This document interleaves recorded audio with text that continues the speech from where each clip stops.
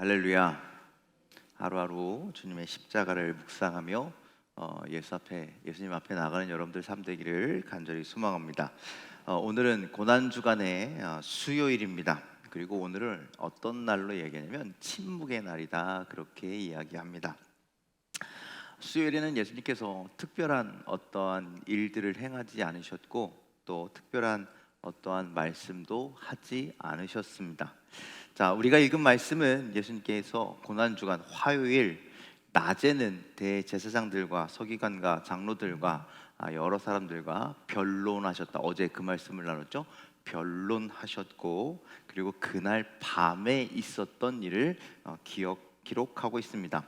예수님의 마지막 일주일 고난주간 화요일 밤에는요, 두 가지의 일들이 있었습니다. 하나는 우리가 너무나 잘 알고 있는 향유 옥합, 마리아가 와서 예수님의 머리에 옥합을 깨뜨렸던 그 일이 있었습니다. 마리아가 예수님을 위해서 가장 소중한 것을 드려서 장례를 준비하였고, 예수님은 그 마리아의 믿음의 모습이 너무나 소중하다며 이 여인의 믿음을 복음이 전파하는 곳에서 기억해라라고 그렇게 말씀하시죠.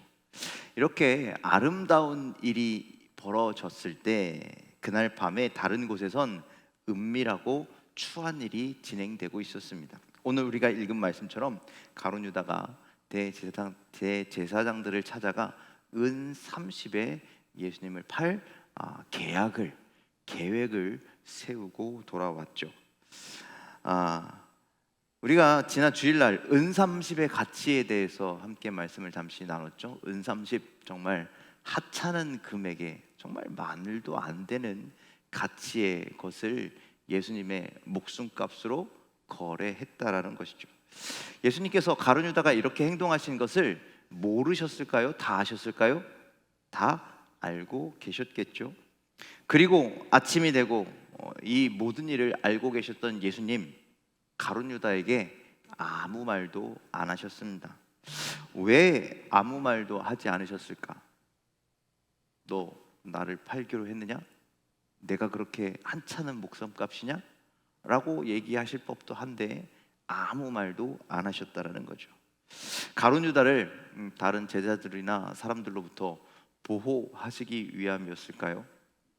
다만 잘은 모르겠지만 제가 축축하기로는 가룟 유다 그리고 대제사장들 예수님을 체포하려고, 붙잡으려고 남모르게 준비했듯이 예수님께서 이날 자신의 사명, 십자가의 사명, 십자가의 죽음을 고요히 침묵하며 이날을 준비하는 날로 그렇게 삼으신 것 같습니다. 그래서 고난주간 수요일은 침묵의 날, 아무 일도 아무 말씀도 하지 않으시죠. 강원도 태백에 가면 여러분들 들어보셨겠죠. 예수원이라고 하는 수도원이 있습니다. 예수원은 영국 성공회 소속의 대천덕, 한국 이름이 대천덕이고요. 영어 이름은 다릅니다. 대천덕 신부가 세운 수도원 공동체입니다. 모든 수도원이 그렇듯 이것도 노동, 또 섬김, 그리고 기도, 말씀, 예배를 통해서 하나님과 교제하는 수도원의 삶을 살아가게 됩니다. 예수원에서 가장 중요하게 여기는 시간이 있었다고 합니다. 그것은 침묵의 시간입니다. 그래서 하루에 소침묵과 대침묵의 시간이 있는데, 소침묵의 시간에는 정말 필요한 말만 하는 시간입니다. 아주 중요한, 아주 소중한, 이거 소통을 해야 생활할 수 있는 그 정도의 이야기는 하고, 일상적인 잡담, 일상적인 이야기, 일상적인 대화는 절대 하지 않습니다. 대침묵의 시간에는요, 그 아무 말도 할 수가 없습니다. 예수원에 들어갈 때 첫 번째 단계가 뭐냐? 세상과의 단절이라고 합니다. 세상과의 소통하는 것을 모두 끊습니다. 마지막 통화, 나 예수원에 들어갔으니까 나 찾지 마. 핸드폰을 끄고 핸드폰을 반납하고, 그러니까 맡기고, 그리고 예수원에 들어간다고 합니다. 침묵의 시간에는요, 옆 사람과의 대화조차도 단절해야 합니다. 예수는 왜 이렇게 세상과 사람과의 단절을 강조하느냐? 예수원이 하나님과 만남의 자리, 또 하나님의 음성을 듣는 곳이 되어야 하기 때문입니다. 그래서 사람의 소리도 내려놓고 또 세상과의 소리와도 단절하고 오직 하나님의 음성을 듣는 시간으로 삼는 것이죠. 여러분들 그런 얘기 들어보셨습니까? 주파수를 맞춰야 잡음이 사라진다. 그런 얘기 들어보셨습니까? 우리가 라디오를 생각해 보시면 잘 알 수 있겠죠? 깨끗하게 소리를 듣기 위해서는요, 주파수를 맞춰야 된다라는 것이죠.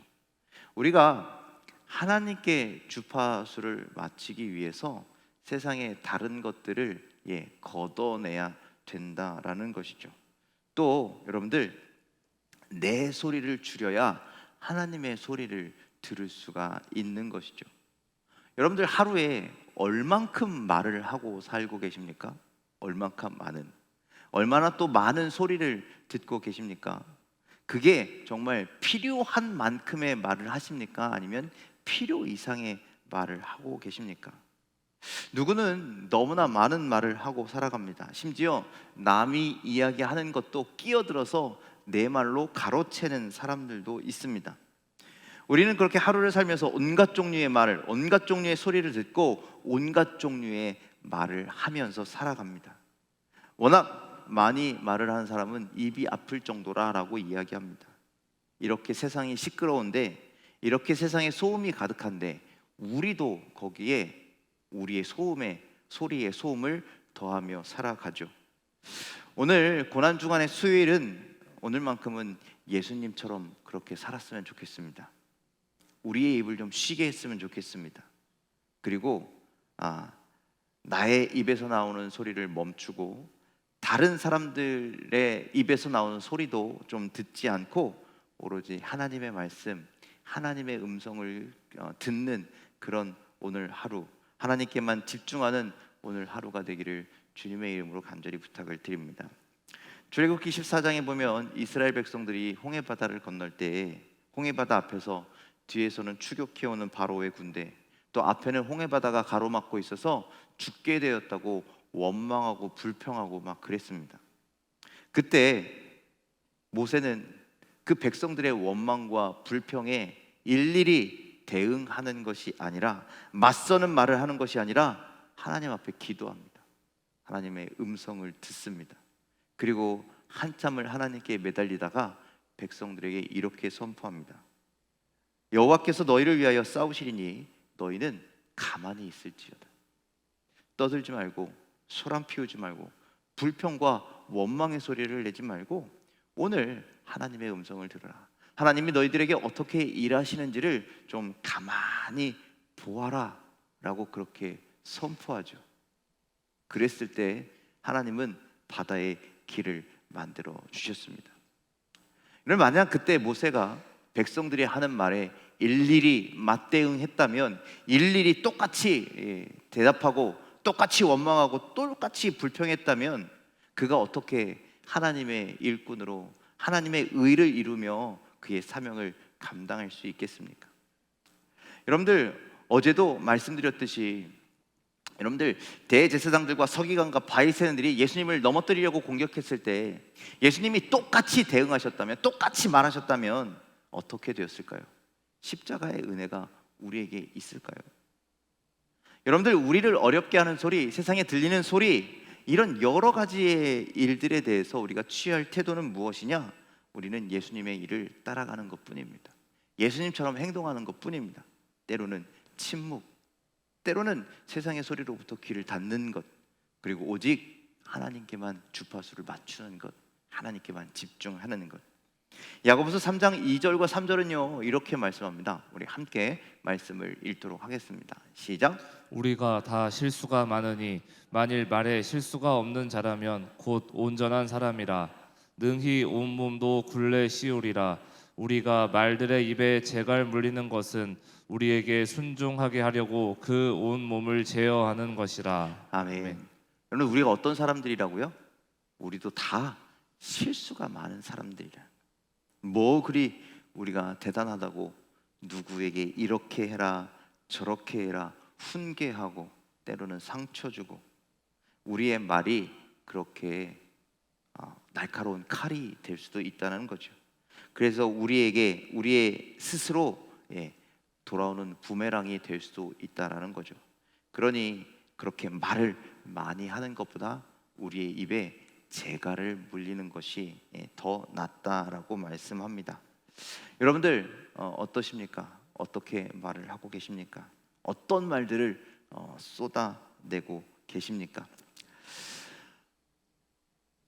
예수님께서는 자기가 그렇게 신뢰했던 사랑했던 제자 가룟 유다가 제사장들에게 자신을 팔아 넘기려고 이렇게 하셨지만 아무 말씀도 하지 않으시고 침묵으로 일관하시고 오히려 묵묵히 자신의 사명을 이루시기 위해서 십자가 앞에 온전히 나아가기 위해서 침묵하고 준비하셨습니다.